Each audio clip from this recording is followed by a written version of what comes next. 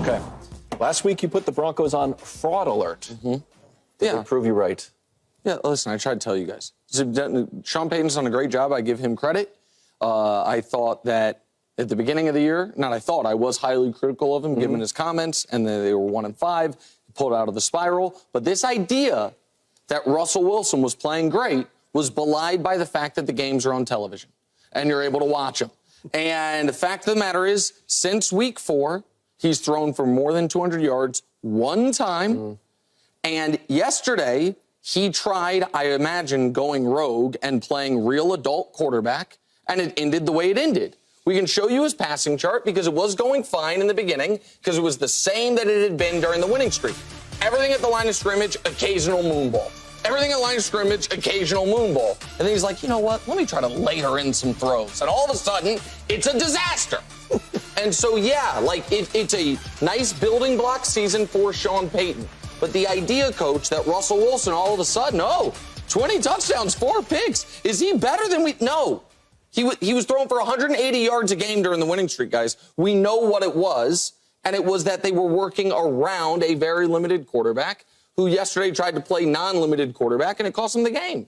So he's only thrown 3 interceptions 5 times in 185 games. Yeah, he used to be awesome. So that was an aberration. All right, yesterday was an aberration. And the fact that we were talking about him in the playoff race at all is pretty amazing. And the fact that we're talking about the Denver-Houston game as being a playoff race-type game is pretty amazing because none of us would have pictured that. And he did have a chance to go down and win the game late. And what happened? Okay, it didn't work out, but Houston's pulled out a lot of games, a lot of close games like that. So it's not unique to Denver from that perspective.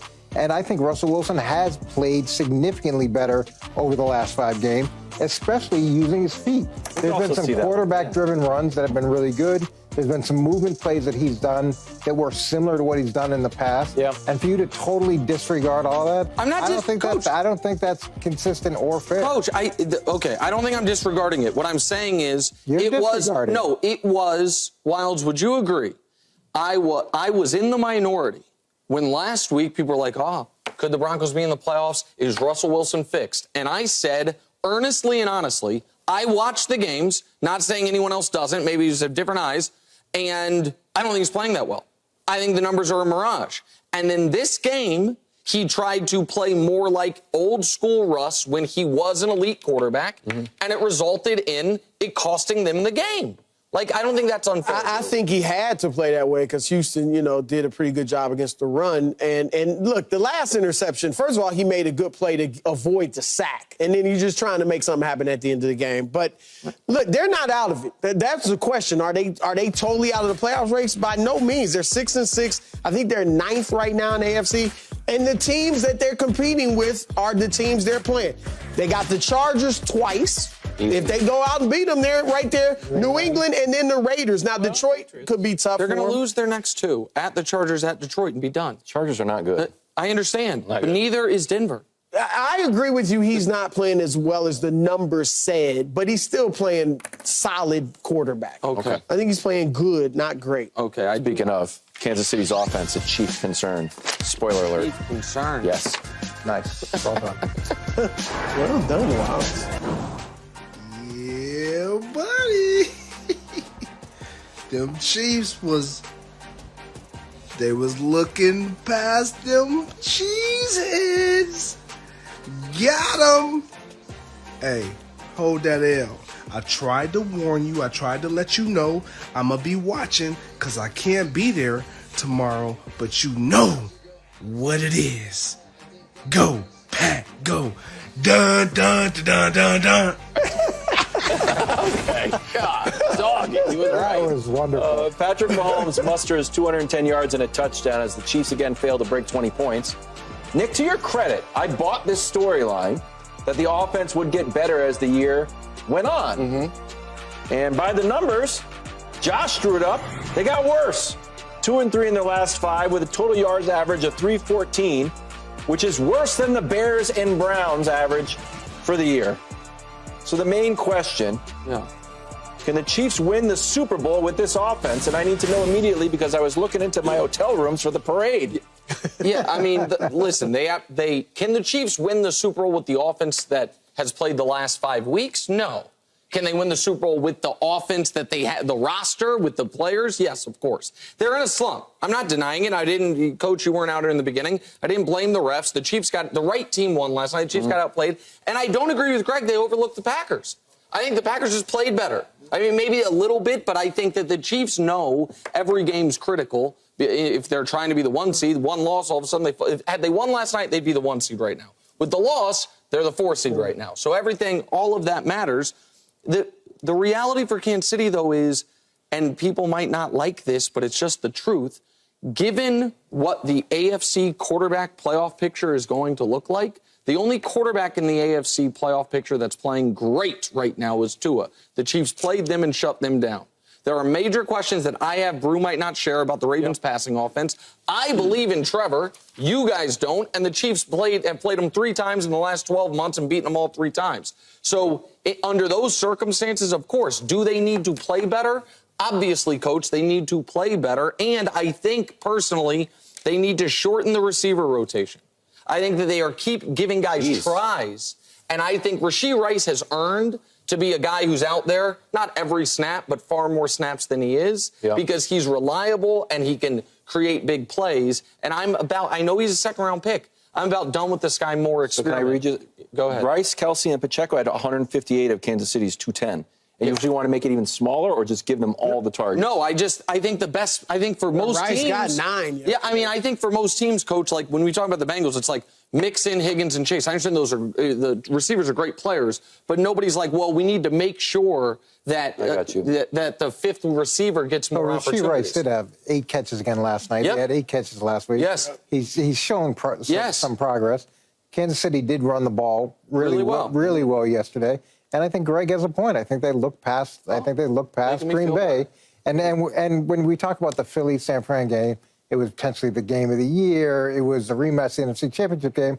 All that they were talking about was this was Mahomes' chance to go to Lambeau Field. Right. And that's how they looked at it, like they were playing the kids, and they were going to go to Lambeau, and they were going to walk through the Packers. And then at some point during the game, even when it wasn't going great, somebody would step up and make a play, and eventually the Packers would fold. And the Packers didn't agree to go along with that, and that's kind of where it ended up.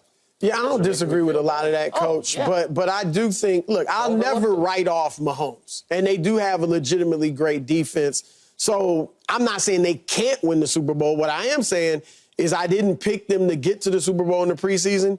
And now I feel stronger than I did then.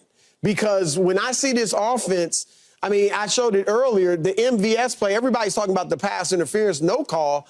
But they're not on the same page. Mahomes is not on the same page with his receivers. It's not just drops. It's not just not being able to get open. It's just they're thinking 2 totally different things there. And then we see a similar thing happen with Sky Moore on this interception. It wasn't a great throw by Mahomes, but it's not a good route either. Just not being on the same page.